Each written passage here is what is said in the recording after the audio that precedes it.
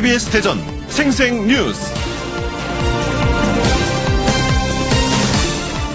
여러분 안녕하십니까? 4월 15일 월요일 KBS 대전 생생뉴스 황석준입니다.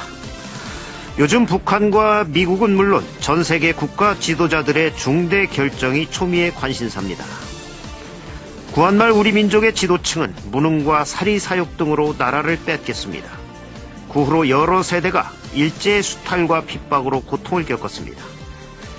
해방 후에도 외세에 의해 분단되면서 동족 상잔의 비극인 한국전쟁을 치르기도 했습니다. 훨씬 윗세대의 잘못된 선택과 결정으로 후대들이 피해를 봤습니다.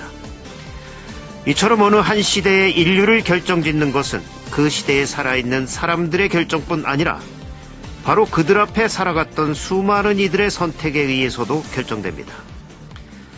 개인도 조상 대대로 이어온 가족에 의해서, 자신이 살아온 그 문화에 의해서, 자신이 자라난 나라에 의해서, 곧 그의 환경을 결정짓는 인간의 행위와 활동의 역사에 의해서 결정되며 형성됩니다. 다시 말하면 개인의 인간성도 역사 속에서 세상을 만들어 온 수많은 인간의 선택에 의해서 형성됐다는 것입니다.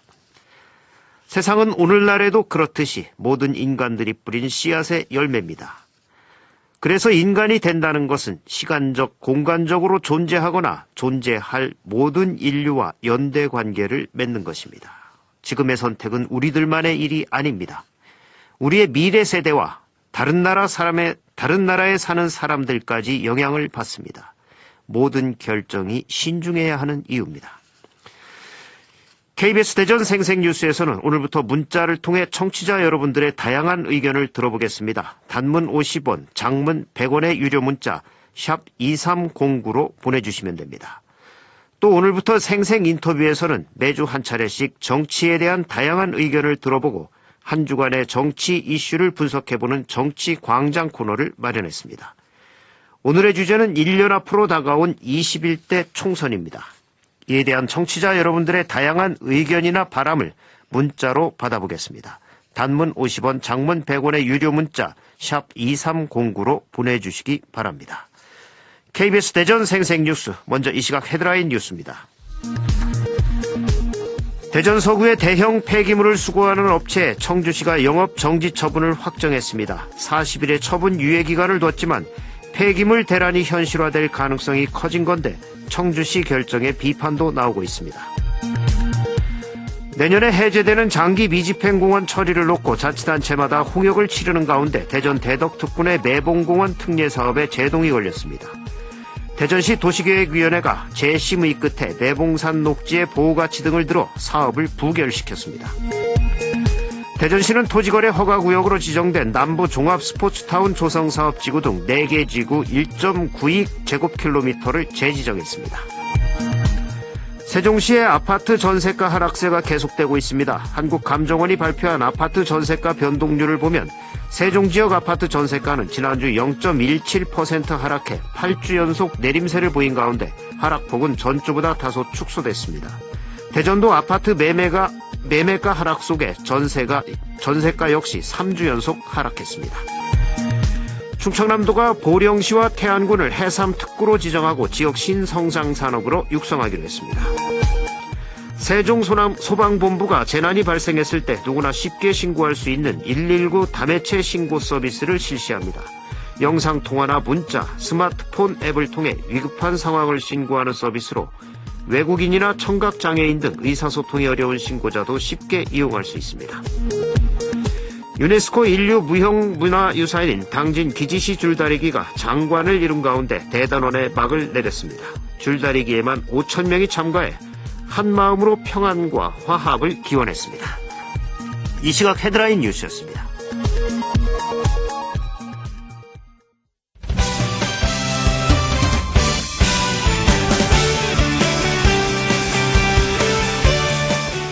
뉴스브리핑 순서입니다. KBS 대전 보도국의 이현경 기자 나와 있습니다. 이 기자 안녕하세요. 네, 안녕하세요. 먼저 첫 소식 알아보죠. 이 대전 서구의 폐기물 수거업체가 영업정지 예고 처분을 받아서 폐기물 대란이 우려된다는 내용으로 2주 전에 생생뉴스에서도 전해드린 적이 있었는데 결국 청주시가 영업정지 처분을 확정했다고요. 네, 청주시가 대전 서구 지역의 생활 폐기물을 처리하는 업체에 영업 정지 처분을 내렸습니다. 해당 업체가 허가를 받지 않고 대전의 생활 폐기물을 청주까지 가져와서 처리한다는 이유였는데요. 네. 그렇지 않아도 대전 서구 지역에서는 지난 석 달 동안 대형 폐기물이 제때 처리되지 않고 잔뜩 쌓여 있었습니다. 청주 지역 업체로 수거업체가 변경되는 과정에서 폐기물 처리가 제대로 안 돼서 발생한 문제였습니다. 이 청주시가 40일의 처분 유예 기간을 두긴 했는데 이 폐기물 대란이 현실화될 가능성은 커진 거죠. 이 청주시 결정에도 비판이 나오고 있죠. 네, 현행 폐기물관리법은 폐기물 재활용 허가를 받은 업체면 어디서든 위탁계약을 통해 생활 폐기물을 가져갈 수 있도록 했습니다. 환경부도 해당 업체는 대전시 서구와 위탁계약을 맺어 생활 폐기물 수거 자격이 있다는 유권 해석을 내놨는데요. 하지만 청주시가 영업정지 결정을 강행했습니다. 위탁계약은 대전시 조례에 따른 것으로 청주에선 효력이 없다는 게 청주시 입장입니다. 네. 사실상 해당 업체가 청주에 있으니까 청주법을 따르라는 것인데요. 하지만 청주시 결정을 두고 위탁계약을 통해 생활 폐기물 처리를 해오던 17개 시도의 관행을 무시했다는 비판이 나옵니다. 대전시는 유예기간이 끝나고 해당 업체가 실제로 영업 정지 상태가 되면 제3의 업체의 폐기물 수거를 대행하게 해서 폐기물 대란을 막겠다는 계획입니다. 예, 이 도시 행정의 기본이 쓰레기 잘 치우는 건데 이 대란이 오지 않도록 철저히 대비를 해야 되겠습니다. 올 초 충주 등에서 발생한 구제역이 다행히 큰 확산 없이 종료가 됐는데 이번에는 아프리카 돼지 열병 이런 질병이 비상이라고요. 네, 중국과 몽골 등 인근 국가의 아프리카 돼지열병이 확산하면서 충남도에도 비상이 걸렸습니다. 특히 아프리카 돼지열병은 아직 백신도 없는 상태인데요. 치사율이 100%여서 양돈농가의 긴장감도 높아지고 있습니다. 네. 도내에서 양돈농장 밀집 지역과 외국인 근로자가 고용된 149개 양돈농가에서 오는 11월까지 천여 마리에 대한 체열 검사와 모니터링이 실시가 됩니다. 충남 도내 15개 시군 양돈농가를 대상으로 아프리카 돼지열병 관련한 검사를 실시하는 것은 이번이 처음입니다. 예, 치사율이 100%라면 걸리면 죽는다는 얘기인데 네. 이 축산농가도 이제 구제역이 끝나 한시름 놓겠다 했을 텐데 참 바람잘 날이 없군요. 이 예방법은 있나요? 네, 방역당국은 철저한 소독은 물론이고 외국인 근로자들이 모국 방문 뒤에 가져오는 축산 가공품을 들여오지 않도록 하는 것이 가장 중요하다고 강조합니다. 네. 국제 택배로도 외국의 축산물이 들어오지 않도록 경계를 하고 있습니다. 그렇군요. 이 아프리카 돼지 열병 발병만 해도 국내 양돈 산업에 치명타를 줄 수 있습니다. 청취자 여러분께서도 해외여행 다녀오시면서 축산 가공품 사오지 않도록 관심을 가져주셔야겠습니다. 다음 소식은 이 당진 기지시 줄다리기 소식인데요.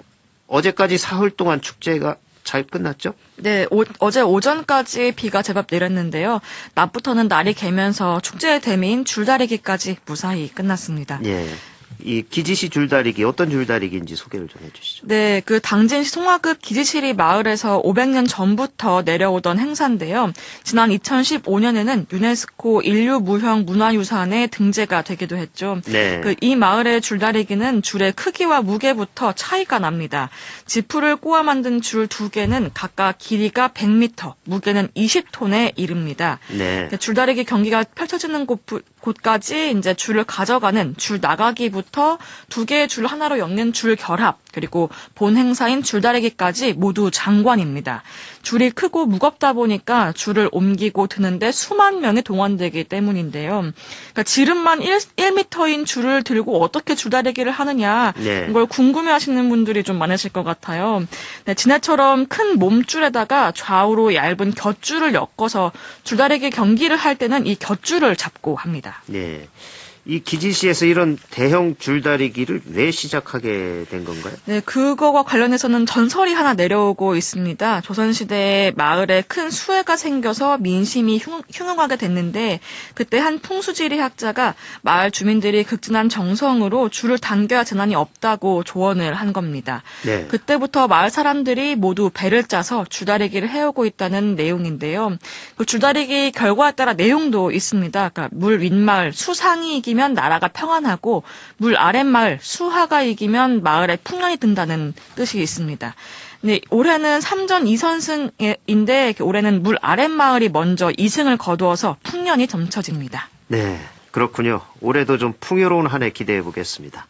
밤사이 사건 사고 있었나요? 네, 밤사이 별다른 사건 사고 없었습니다. 뉴스브리핑 이현경 기자였습니다. 수고하셨습니다. 네, 감사합니다. 오늘의 생생정보입니다. 대전 테크노파크가 지역기업의 동반 성장을 도모할 우수기업 16개 업체를 선정하기로 했습니다. 신청 자격은 대전의 본사나 주 사업장을 두고 무선통신융합과 로봇진흥화 등 지역 주력산업에 해당하는 중소기업 가운데 상시근로자 10명 이상, 최근 3년 평균 매출이 50억 원 이상 400억 원 미만인 기업입니다. 대전시가 대전 창업 성장 캠퍼스에 민간 운영사를 모집합니다. 모집 기간은 25일까지며 선정된 운영사에는 임대료와 관리비, 상시 근무인력 파견비가 지원됩니다. 특허청은 지식재산의 저변을 확대하기 위해 학교와 지자체, 중소기업 등을 대상으로 찾아가는 출원제도 설명회를 엽니다. 설명회에 참여하고자 하는 기관단체는 10월 말까지 특허청으로 공문이나 이메일을 보내면 됩니다. 세월호 참사 5주기 추모 미사가 오늘 오후 7시 대전 도마동 성당에서 봉헌됩니다. 날씨입니다. 대전과 세종 충남 지역은 오늘 아침 최저기온이 일부 지역에서 영하권으로 떨어졌습니다. 지역별 아침 최저기온은 계룡 영하 3.4도, 세종 전이 영하 2.2도, 공주 영하 1.8도, 금산 영하 1.4도, 서산 영하 0.3도 등이었습니다. 오늘 낮 최고기온은 15도에서 21도 분포로 평년과 비슷하겠습니다. 내일 아침에도 내륙 일부 지역은 최저기온이 0도 안팎으로 떨어지겠지만 낮 기온은 20도 안팎에 머무르며 평년보다 3도가량 높겠습니다. 지금까지 생생정보였습니다.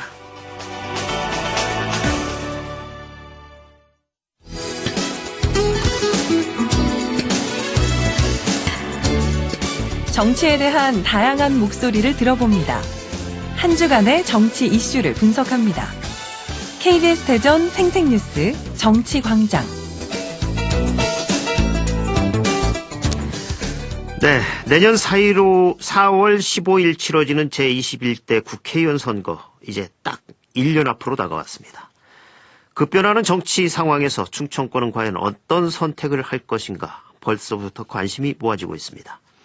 KBS 대전 생생뉴스에서는 1년 앞으로 다가온 제21대 국회의원 선거와 정치에 대한 다양한 목소리를 들어보고 한 주간의 정치 이슈를 분석하는 정치광장 코너를 새로 마련했습니다. 오늘이 첫 시간입니다. 1년 앞으로 다가온 21대 총선의 의미와 전망에 대해 배재대 행정학과 최우택 교수와 말씀 나눠보겠습니다. 이 주제와 관련해 청취자 여러분들의 다양한 의견도 듣습니다. 단문 50원, 장문 100원의 유료 문자 샵 2309로 보내주시면 됩니다. 최우택 교수님 안녕하십니까? 네, 안녕하세요. 오랜만입니다. 네, 오랜만입니다. 네. 오는 2020년, 그러니까 내년이죠. 내년 4월 15일에 치러지는 제21대 국회의원 선거가 딱 1년 앞으로 다가왔는데, 네. 이게 2017년 정권 교체 후 의회 구성에 대한 국민의 의견을 묻는 자리고, 또 이번 선거 결과는 문재인 정부의 국정 운영에 크게 영향을 미칠 텐데, 이 먼저 21대 총선의 의미 교수님 어떻게 보십니까? 네, 말씀하신 대로 2017년 5월 10일 날 문재인 대통령께서 취임을 하셨거든요. 네. 그러면 이제 정확하게 이제 3년 뒤에 치러지는 국회 그 구성에 관한 국민들의 의견을 묻는 그런 선거이기 때문에 네. 아주 중요하다 이렇게 볼 수가 있습니다. 그래서 이 문재인 정부의 3년 공과를 가리는 중간 평가의 의미가 저는 제일 크다고 보고요. 네. 또 하나는 또 뭐 조금 이제 미래 일이긴 하지만은 어떻게 보면 차기 대권 구도를 좌우할 수 있는 그런 전초전의 성격을 가지고 있는 그런 선거가 될 수도 있고요. 네. 또 중요한 것 중에 하나가 이제 선거제 개편이 있어서 그렇죠. 그래서 이제 다당제의 정착이 되느냐, 아니면 다시 양당제로 회귀하느냐, 이런 네. 것들도 판가름 나는 아주 중요한 선거가 될 거다, 저는 이렇게 보고 있습니다. 네. 이 총선이 1년 앞으로 다가오면서 정치권은 이미 선거 모드로 돌입한 모습입니다. 각 당은 선거 관련 조직을 정비하고 또 본격적인 활동도 들어간 것도 있는데, 이 총선 1년을 앞둔 정치권의 움직임 어떻습니까? 네, 말씀하신 대로 이제 각 당에서는 내년 총선 체제로 돌입했다, 이렇게 보시면 될 거예요. 네. 지난번 그 4.3 보궐선거가 있잖아요. 네. 그때 사실 어떻게 보면 민주당은 참패를 한 거고, 그리고 한국당은 그래도 이제 선전을 한, 또 어떻게 보면 이제 승리를 한 그런 건데, 네. 그때 이제 아마 민주당은 충격을 많이 받았을 거고, 한국당 입장에서는 조금의 희망을 봤을 것 같아요. 그래서 네. 아무래도 이제 내년 총선을 앞두고 지금 본격적으로 지금 가동이 되고 있는데, 이미 민주당 같은 경우에는 2020 총선제도, 공천제도 기획단을 가동 지금 하고 있고요. 예. 그 다음에 이제 한국당 같은 경우에도 황교안 대표 취임 이후에 신정치혁신특별위원회를 구성을 해놨습니다. 그래서 이것을 가동하면서 이제 공천 개혁을 어떻게 할 것인가에 대한 고민들을 좀 많이 하고 있고요. 예. 그 다음에 이번 그 4.3 보궐선거에서 정의당이 어떻게 보면은 승리한 거 아니겠습니까? 사실은. 그렇죠. 그래서 이제 정의당 등 군소 정당들은 어떻게든지 살아남기 위해서 선거제 개혁이 관건이다, 이렇게 판단을 하는 것 같아요. 그래서 이 연동형 비례대표제를 생존 전략으로 보고 네. 이 부분에 대해서 아주 적극적으로 좀 노력을 하고 있다, 이렇게 보여집니다. 예. 특히 여당인 민주당은 지방선거에서 압승을 거뒀었기 때문에 그때 그 뜨거웠던 지지를 어떻게 이어가느냐, 이게 과제로 떠올랐고, 그때 지방선거에서 참패했던 자유한국당은 또 제1당으로 복귀할 기회를 노리고 있을 텐데, 21대 총선을 준비하는 각 당의 과제와 전략 어떻게 봐야 할까요? 네, 말씀하신 대로 이제 민주당 입장에서는 사실 많은 부분을 얻은 지난 그 지방선거였기 때문에 네. 이제 그거보다는 더 나은 결과를 가져와야 될 것 같고, 그다음에 한국당 같은 경우에는 뭐 거의 모든 것을 다 잃었다 해도 과언이 아니지 않습니까? 그래서 어떻게든지 이제 자존심을 회복하고 다시 당을 또 일으켜 세워야 되는 이제 그런 문제가 있을 것 같습니다. 예. 그리고 이제 야 3당 같은 경우에는 어떻게든지 생존하기 위한 그런 전략들을 좀 내세울 텐데요. 민주당 같은 경우에는 사실은 이제 문재인 정부의 성공을 위해서는 총선 승리가 아주 절실한데, 네. 그래서 제일 아마 여기서 이제 공을 들이는 게 뭐냐면 공천의 투명성 부분에 대해서 공을 좀 들이는 것 같아요. 네. 왜냐하면은 그 20대 국회에서 광주 전남에 무리한 공천을 해서 네. 광주에는 8석을 모두 잃었고요. 네. 그 다음에 전남 같은 경우에는 10석 중에서 9석을 잃었거든요.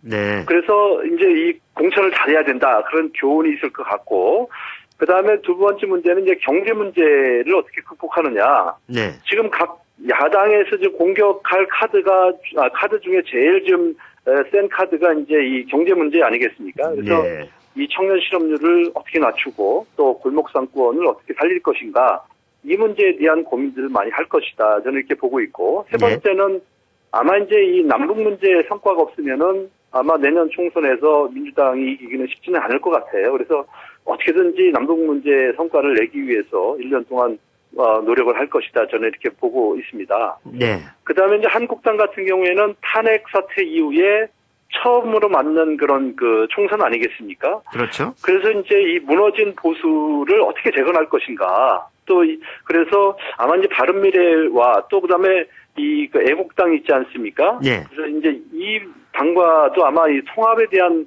애착을 좀 가지고 적극적으로 한번 통합 논의를 하지 않을까 하는 생각을 좀 해봅니다. 네. 그 다음에 이제 중소 그 야 3당 같은 경우에는 인물 영입에 아마 공을 들일 것 같아요. 왜냐하면 당세가 약하기 때문에 우리는 인물로 승리한다, 네. 승부한다, 뭐 네. 이런 아마 전략일 것 같고, 또 하나는 이제 경제 상황을 매개로 한 현 정권 심판 카드를 강력하게 꺼낼 것이 아닌가, 저는 이렇게 좀 보고 있습니다.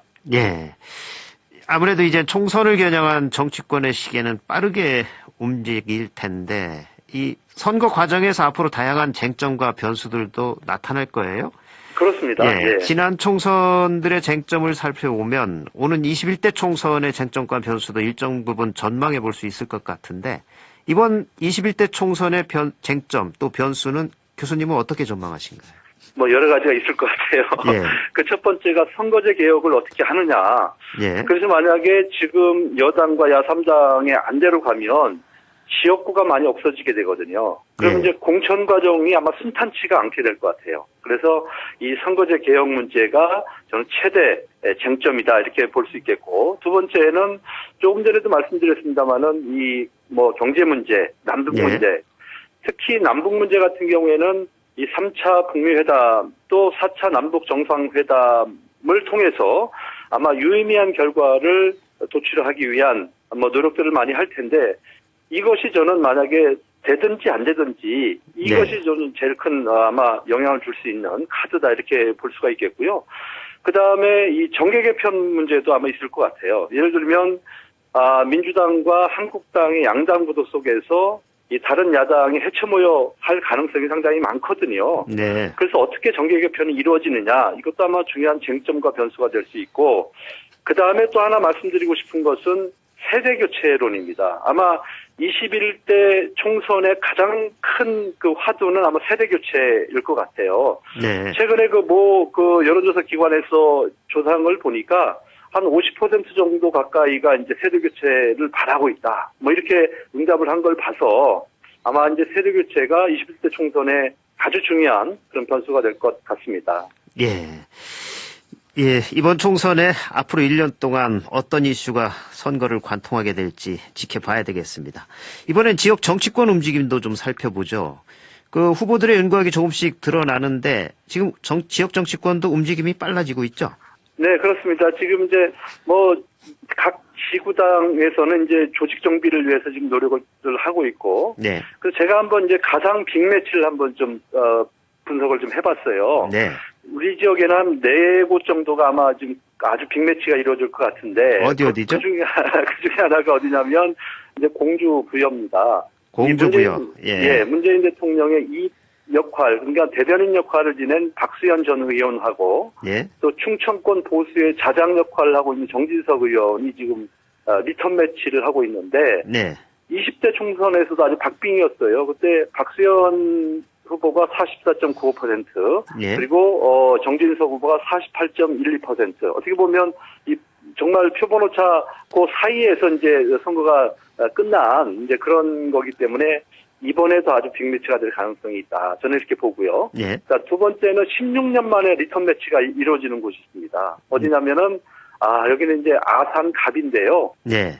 17대 총선에서 복기왕 전 시장이 예. 현 이명수 의원을 이긴 적이 있습니다. 예. 그 이후에 한 번도 붙지 않았다가 예. 이번에 이제 이명수 의원하고 예. 또 민주당의 복기왕 의원이 청와대 정무비서관이 다시 이제 16년 만에 리턴 매치를 하기 때문에 예. 여기도 아주 중요한 포인트다 저는 이렇게 보고 있습니다. 예. 그 다음에 이제 세 번째 대결이 이루어지고 있는 곳이 있는데요. 그게 어디냐면 논산, 금산, 계룡인데 민주당의 김종민 현 국회의원, 예. 그리고 한국당의 육선, 우리가 소위 얘기하는 불사조라고 얘기하는 이인재 전 의원. 예. 여기 지금 세 번째 대결인데 지금 1대1이거든요. 과연 세 번째는 그렇죠. 누가 이길지 예. 좀 관심을 가져야 될 것 같고, 그 다음에 이제 다섯 번째 대결이 또 이루어지는 곳이 있습니다. 어디냐면 대전 서갑인데요. 예. 이 민주당 충청 여권의 대표적인 중진인 박병석 의원하고 예. 또 검사 출신 변호사 이영규 당협위원장, 예. 여기 지금 4번 싸웠는데 4번 다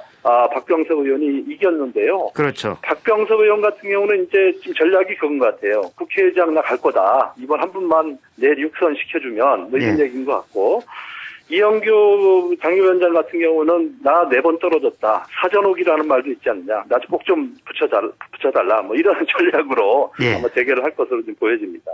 예. 또 이 충청권 지역의 이번 선거에서의 쟁점과 변수는 어떤 게 나올 수 있을까요? 네, 지금 제가 볼 때는 이제 아까 초두에 말씀을 드렸습니다만 세대 교체론이 어떻게 되느냐. 네. 그래서 이 국회를 갈아엎자는 민심들이 좀 높아지고 있는데, 네. 당내에서는 어떻게 신구 간에 치열한 생존 경쟁이 있을 수 있고, 우리 지역에 어떻게 그것이 적용되느냐가 중요할 것 같고요. 예. 또 하나는 이제 수도권 규제 완화 문제가 있습니다. 최근에 그 SK 하이닉스 반도체 클러스터가 천안으로 올 줄 알았는데 네. 지금 용인으로 가지 않았습니까? 예. 이거는 이제 120조가 투입되는 어마어마한 사업이었는데요. 이 충청권이 뺏겼고 사실은 문재인 대통령께서 이 수도권 공장 총량제를 어떻게 보면 파기하는 이제 그런 일이 벌어졌기 때문에 아마 충청권에서는 이 문제에 대해서 상당히 좀 분노를 좀 하고 있는 것 같다 하는 생각 좀 해보고. 예. 그 다음에 이제 최근에 그 충청권 홀대 문제, 인사라든지 재정 이런 것들도 아마 영향을 줄 것으로 좀 보고 있고요. 예. 그 다음에 세종시 같은 경우에는 청와대 집무실이라든지 국회 이전 문제 이런 것들 그리고 어떻게 보면 또 이제 충청권 지방정부의 중간평가가 있는데 최근에 그 자치단체장들의 그 인사 문제가 논란이 되고 있고 특히 대전 같은 경우에는 평촌산업단지의 LNG 발전소 문제가 좀 심각하게 대두가 되고 있거든요. 예, 예. 이런 것들이 아마 중요한 변수로 작용할 가능성이 높다 저는 이렇게 보고 있습니다. 예, 교수님. 네. 오늘 뭐 하실 말씀이 많으셔서 이미 시간이 예정된 게 다 지났습니다. 앞으로 종종 저희 이 정치광장 코너에 자주 출연하셔서 또 나머지 얘기 또 하도록 하겠습니다. 네, 예. 그렇게 하겠습니다. 예. 네. 배재대 행정학과 최호택 교수였습니다. 오늘 말씀 고맙습니다. 네, 감사합니다. 지금까지 정치에 대한 다양한 목소리를 들어보고 한 주간의 정치 이슈를 분석해보는 정치광장. 1년 앞으로 다가온 21대 총선의 의미와 전망에 대해 배재대 행정학과 최호택 교수와 말씀 나눴습니다.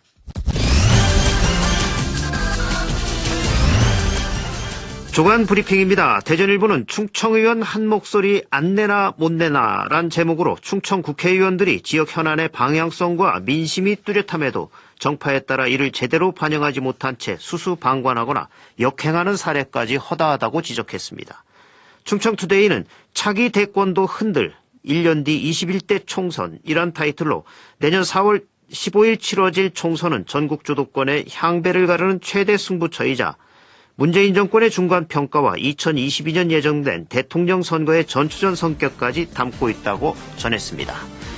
KBS 대전 생생뉴스 기술의 이재은, 구성 조미연, 제작과 진행의 방석준이었습니다. 4월 15일 월요일 방송 여기서 마칩니다. 행복하고 평화로운 하루 보내시기 바랍니다. 내일 다시 뵙겠습니다.